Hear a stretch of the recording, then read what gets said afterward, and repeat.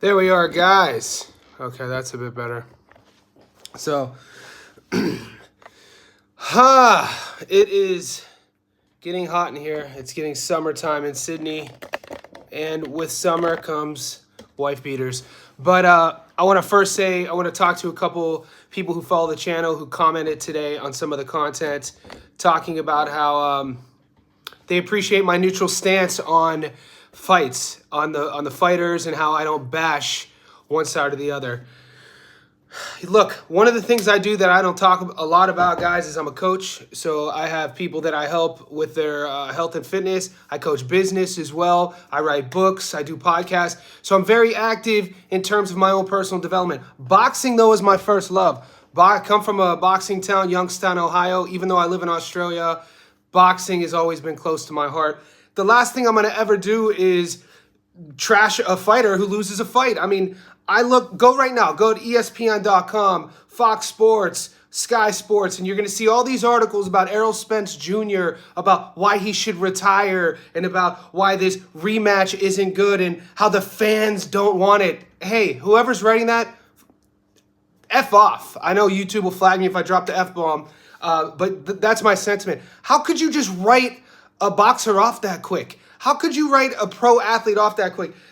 Errol's not 42 years old. Errol's not a guy like, go to 2002 and see what they were writing about Arturo Gatti. And Arturo was one of my favorite fighters of all time.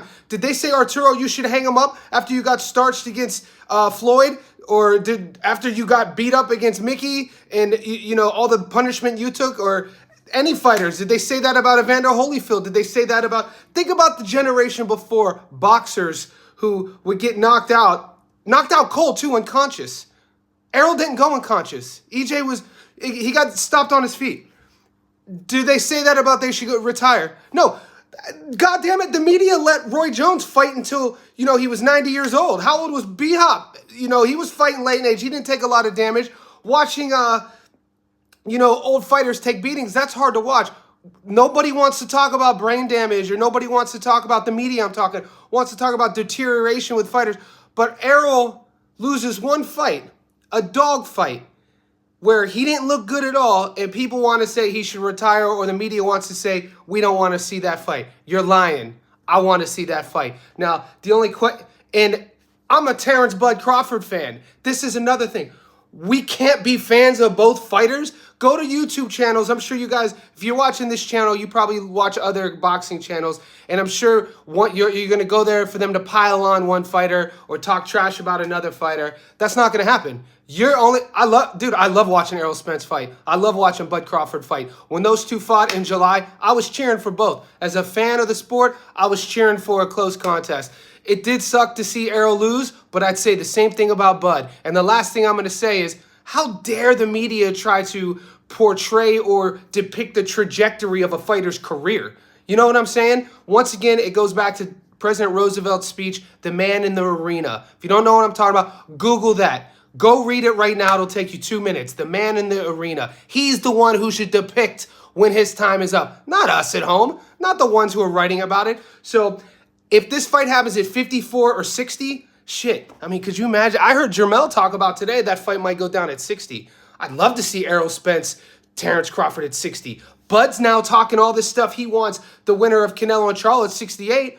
All right, for you to ease your way to 68, sign that fight at 60 with EJ. What do you guys... Errol, go back to the fight, first round. Errol didn't look good coming out of it. Errol didn't look good in media week. Granted, Bud likes to calculate his opponents. All that being said, Errol won the first round. I mean, he wasn't dominant. He, pushed with that jab. He found a little bit of success with his jab. He still won the first round. It wasn't a whitewash. Even on the judges' cards, they gave round one to EJ. We know how it happened. Deterioration, excuses. Let's say Errol was at his best, and Bud still looked like that. It was still one of the greatest performances I've ever seen from a welterweight. Bud Crawford was exceptional that night. Why wouldn't I want to see that rematch? I don't get it. Maybe one of you guys could explain it to me. How could...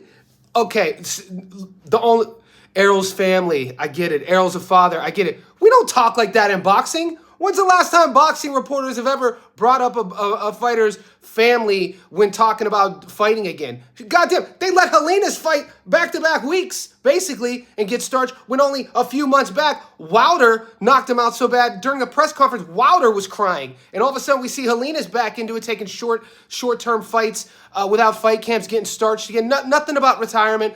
Helena said he's going to fight again in December. There's like a double standard is what I'm saying. We get to pick and choose who we want to jump on the bandwagon for. One bad performance and you write them off.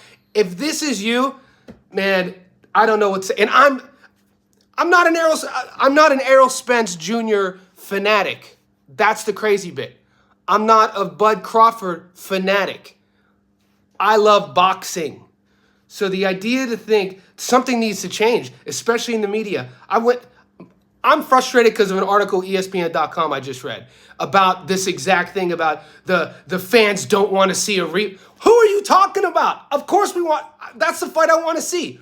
I want to see Bud be great, but what better buffer to see if Bud's ready at 68 than the EJ rematch of 54 and 60? And how exciting would it be to watch Errol Spence he walks at 190. I'm 185 pounds right now. I'm 5'11". To think of me cutting, and I train. I just ran 15 Ks an hour ago. I run 100 kilometers a month. I'm a strength and conditioning coach. I'm an athlete. I'm 41 years old. To think of me cutting 50 pounds ever is fucking crazy. To think that Errol Spence Jr. walks at 190 and fights at 47 is crazy. To now think that a rematch could happen at 60, god damn, what are we talking about? Then you get to see EJ loading up on that double jab of his. You get to see muscled up a little bit. He'll be a bit more durable. Then we get to see Bud's magistry, Bud's footwork. There's so many storylines. So I'll end it with this. I've ranted a bit too far. For all you those out there saying, nobody wants to see this too, it's a whitewash, it won't be competitive, you guys don't know boxing. We'll just wait and see. Thank you.